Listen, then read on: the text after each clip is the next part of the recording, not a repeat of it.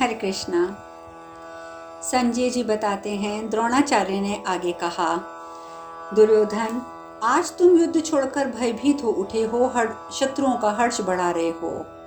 दुशासन, तुम्हें भी लज्जा नहीं आती? तुम किस प्रकार युद्ध भूमि से भाग रहे हो?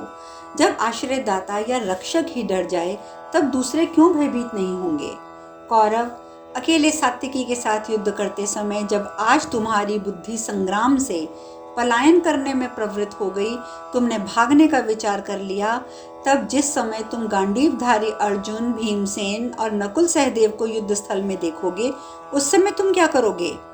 रण क्षेत्र में अर्जुन के बाण सूर्य और अग्नि के समान तेजस्वी हैं। उनके समान सात्विकी के बाण नहीं हैं, जिनसे भयभीत होकर तुम भागे जा रहे हो। वीर, जल्दी जाओ, अपनी माता गांधारी देवी के पेट में घुस जाओ, अन्यथा इस भूतल पर दूसरा कोई स्थान नहीं है जहां भाग जाने से मुझे तुम्हारे जीवन की रक्षा दिखाई दे रही हो। यदि तुमने भागने का विचार ही कर लिया है, तब ये पृथ्वी का राज्य शांतिपूर्वक धर्मराज युधिष्ठिर को सौंप दो। केंतु छोड़कर निकले हुए सर्प के समान अर्जुन के बाण जब तक तुम्हारे शरीर में नहीं घुस रहे हैं, तब तक ही तुम पांडवों के साथ संधि कर लो, यही उत्तम है।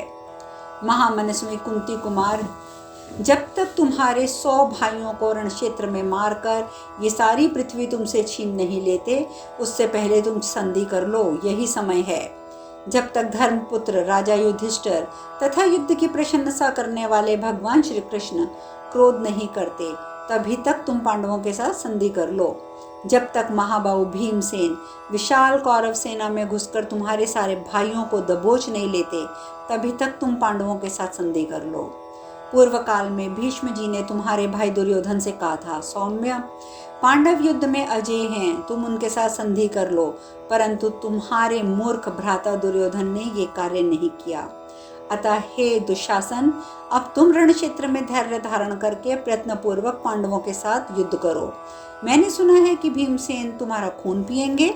भीमसेन की वह प्रतिज्ञा झूठी नहीं है, वह उसी रूप में सत्य भी होगी।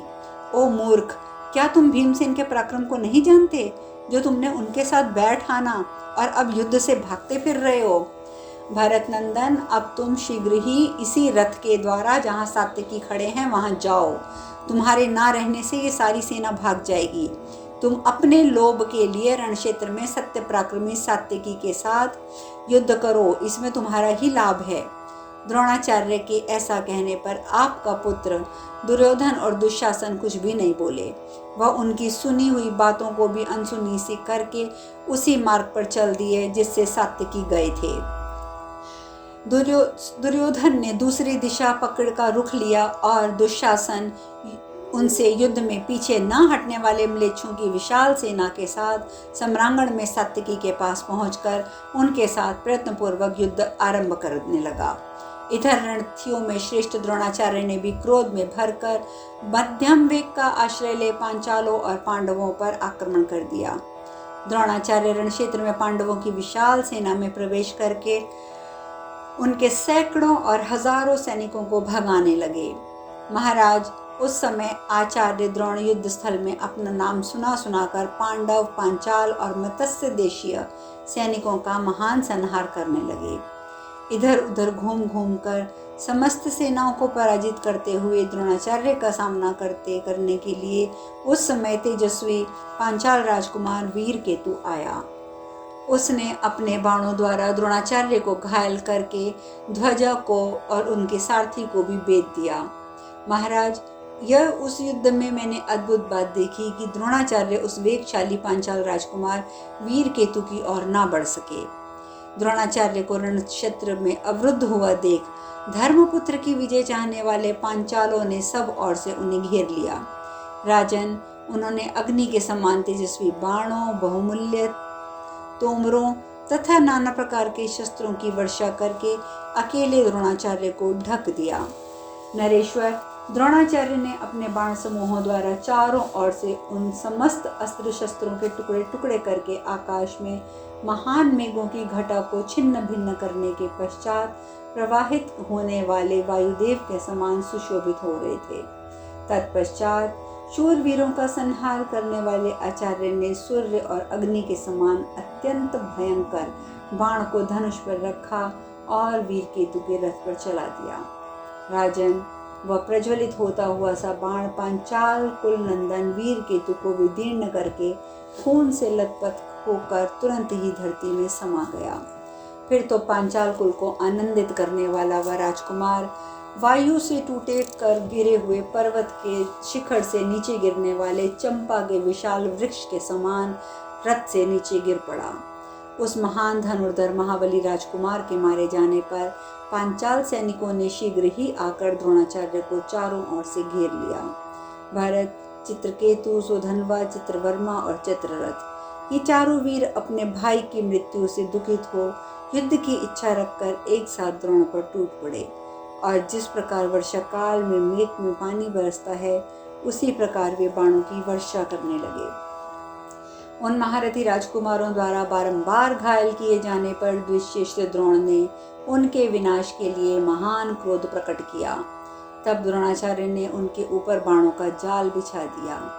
द्रोणाचार्य ने कान तक खींचकर छोड़े हुए बाणों द्वारा घायल करके उन राजकुमारों को कष्ट पहुंचाया। रण क्षेत्र में कुपित हुए द्रोणाचार्य ने हंसते हुए से अपने बाणों द्वारा उनके कर्तव्य विमूढ़ राजकुमारों को घोड़े, सारथी और रथ से विहीन कर दिया। तत्पश्चात दूसरे तेज वाले धार वाले भल्ल से द्रोण ने उन राजकुमारों के मस्तक उसी प्रकार काट गिराए जैसे वृक्षों से फूल चुन लिए गए हों। जैसे पूर्व काल में देवासुर संग्राम में दैत्य और दानव धाराशायी हुए थे, उसी प्रकार वे सुंदर कांति वाले राजकुमार मारे जाकर उस समय रथों से पृथ्वी पर गिर पड़े। महाराज, द्रोण ने युद्ध स्थल में उन राजकुमारों का वध करके सुवर्णमय पृष्ठ भाग वाले दुर्जय धनुष को घुमाना आरंभ किया। राजन, उस समय वह धनुष मेघ की घटा की बिजली के समान प्रकाशित हो रहा था। देवताओं के समान तेजस्वी पांचाल महारथियों को मारा गया देखकर धृष्टद्युम्न अत्यंत उद्विग्न हो नेत्रों से आंसू बहाते हुए कुपित हो उठा और संग्राम भूमि में द्रोणाचार्य की ओर अपने रथ को बढ़ा दिया। रण क्षेत्र में धृष्टद्युम्न के बाणों से द्रोणाचार्य की गति अवरुद्ध हुई देख कौरव सेना में सहसा हाहाकार मच गई। महामना धृष्टद्युम्न के द्वारा बाणों से आच्छादित किए जाने पर भी द्रोणाचार्य को तनिक भी व्यथा नहीं हुई। वे मुस्कुराते हुए युद्ध में संलग्न रहे। तत्पश्चात धृष्टकेतु ने क्रोध में उचित होकर झुकी हुई गांठ वाले 90 बाणों द्वारा द्रोणाचार्य की छाती पर प्रहार किया। बलवान वीर धृष्टद्युम्न के द्वारा गहरी चोट पहुंचाए जाने पर महायशस्वी द्रोणाचार्य रथ के पिछले भाग में बैठ गए और मूर्छित हो गए। उनको उस अवस्था में देखकर बल और पराक्रम से संपन्न धृष्टद्युम्न ने धनुष रख दिया और तुरंत ही तलवार हाथ में ले ली। मान्य नरेश, महारथी धृष्टद्युम्न शीघ्र ही अपने रथ से कूदकर द्रोणाचार्य के रथ पर जा चढ़े। राजन, वे क्रोध से आंखें लाल करके द्रोणाचार्य के सिर को धड़ से अलग कर देना चाहते थे। उसी समय द्रोणाचार्य होश में आ गए। उन्होंने अपने को मार डालने की इच्छा से धृष्टद्युम्न को निकट आया देख महान टंकार करने वाले धनुष को हाथ में लेकर निकट से भेदने वाले बित्ते बराबर बाणों द्वारा उन्हें घायल कर दिया। आचार्य सम्रांगण में महारथी धृष्टद्युम्न के साथ युद्ध करने लगे। निकट से युद्ध करने वाले द्रोणाचार्य के पास उन्हीं के बनाए हुए वैतस्तिक नामक बाण थे, जिनके द्वारा उन्होंने धृष्टद्युम्न को शक्त विक्षिप्त कर दिया। महाबली और महापराक्रमी धृष्टद्युम्न उन बहुसंख्यक बाणों द्वारा घायल होकर अपना वेग भंग हो जाने के कारण उस रथ से कूद पड़े और पुनः अपने रथ पर आरूढ़ होकर वीर धृष्टद्युम्न हाथ में धनुष लेकर सम्रांगण में द्रोणाचार्य को भेदने लगे। द्रोणाचार्य भी अपने बाणों द्वारा द्रुपद पुत्र को घायल करने लगे। जैसे त्रिलोकी के राज्य की इच्छा रखने वाले इंद्र और प्रहलाद में परस्पर युद्ध हुआ था, उसी प्रकार इस समय द्रोणाचार्य और धृष्टद्युम्न में अत्यंत अद्भुत युद्ध होने लगा। वे दोनों ही युद्ध की प्रणाली में ज्ञाता थे, अतः विचित्र मंडल, यमक और अन्य प्रकार के मार्गों का प्रदर्शन करते हुए वे एक दूसरे को बाणों से शक्त विक्षिप्त करने लगे। वर्षा काल के 2 मेघों के समान बाण वर्षा करते हुए द्रोणाचार्य और धृष्टद्युम्न युद्ध स्थल में संपूर्ण योद्धाओं के मन मोहने लगे। उन दोनों महामनस्विनी वीर अपने बाणों द्वारा आकाश, दिशाओं और पृथ्वी को आच्छादित करने लगे। उन दोनों के उस अद्भुत युद्ध की सभी प्राणियों ने भूरी भूरी प्रशंसा की। महाराज, सभी क्षत्रियों तथा आपके अन्य सैनिकों ने भी उन दोनों के युद्ध की प्रशंसा की। राजन, पांचाल योद्धा यूं कहकर कोलाहल करने लगे कि द्रोणाचार्य सम्रांगण में धृष्टद्युम्न के साथ उलझे हुए हैं। वे अवश्य ही हमारे अधीन हो जाएंगे। इसी समय द्रोण ने युद्ध में बड़ी उतावली के साथ धृष्टद्युम्न के सारथी का सिर वृक्ष के पके हुए फल के समान नीचे गिरा दिया। राजन, फिर तो महामना धृष्टद्युम्न के घोड़े भाग चले। उनके भाग जाने पर पराक्रमी द्रोणाचार्य रणभूमि में सब और घूम घूम कर पांचालों और संजयों के साथ युद्ध करने लगे। इस प्रकार शत्रुओं का दमन करने वाले प्रतापी द्रोणाचार्य पांडवों और पांचालों को पराजित करके पुनः अपने व्यू में आकर खड़े हो गए। प्रभु, उस समय पांडव सैनिक युद्ध में उन्हें जीतने का साहस ना कर सके। इस प्रकार श्री महाभारत द्रोण पर्व के अंतर्गत जयद्रथ वध पर्व में सात्यकी का प्रवेश और द्रोणाचार्य का परिक्रम विषयक 122वां अध्याय आज पूर्ण हुआ। संजय जी आगे कहते हैं, राजन, वहीं दूसरी ओर दुशासन ने वर्षा करने वाले मेघ के समान लाखों बाण बिखेरते हुए शिनीपौत्र सात्यकी पर धावा कर दिया। शूरवीर दुशासन ने नाना प्रकार से के देशों से प्राप्त हुए विशाल रथ समूह के द्वारा और बाणों की वर्षा से सात्यकी को अत्यंत आवृत कर दिया। कुरुवंशी दुशासन को रण क्षेत्र में आक्रमण करते देख महाबाहु सात्यकी ने उस पर धावा करके उसे आच्छादित कर दिया। वे दुशासन आदि योद्धा सात्यकी के बाण समूहों से आच्छादित होने पर समर भूमि में भयभीत हो उठे और आपकी सारी सेना के देखते देखते भाग उठे। राजेंद्र, उनके भागने पर आपका पुत्र दुशासन परंतु वहीं खड़ा रहा। उसने सात्यकी को बाणों से पीड़ित करना आरंभ कर दिया। उसके 4 बाणों से उसके घोड़ों को, 3 से सारथी को, 9 से सात्यकी को घायल करके उसने गर्जना की। तब मधुवंशी सात्यकी ने सम्रांगण में कुपित होकर दुशासन के रथ, सारथी, ध्वज आदि को अपने बाणों से सब अदृश्य कर दिया। इतना ही नहीं, उन्होंने शूरवीर दुशासन को अपने बाणों से आच्छादित कर दिया। जैसे मकड़ी अपने जाले से किसी जीव को लपेट लेती है, उसी प्रकार शंकित भाव से पास आए हुए दुशासन को शत्रु विजयी सात्यकी ने बड़ी उतावली के साथ बाणों द्वारा आवृत कर दिया। इस प्रकार दुशासन को सैकड़ों बाणों से ढका हुआ देख राजा दुर्योधन ने त्रिगर्तों को युयुधान के रथ पर आक्रमण करने की आज्ञा दी। वे त्रिगर्तों की 3000 रथी जो युद्ध में कुशल थे, कठोर कर्म करने वाले युयुधान के समीप पहुंच गए। उन्होंने युद्ध के लिए दृढ़ निश्चय करके परस्पर शपथ ग्रहण करने के अनंतर विशाल रथ सेना के द्वारा उन्हें घायल किया। तब सात्यकी ने युद्ध में बाण वर्षा करते हुए आक्रमण करने वाले 500 प्रमुख योद्धाओं को सेना के मुहाने पर मार गिराया। जैसे आंधी के वेग से टूटे हुए वृक्ष पर्वत के नीचे गिरते हैं, उसी प्रकार श्रेष्ठ सात्यकी के बाणों से मारे गए त्रिगर्त योद्धा तुरंत ही धाराशायी हो गए।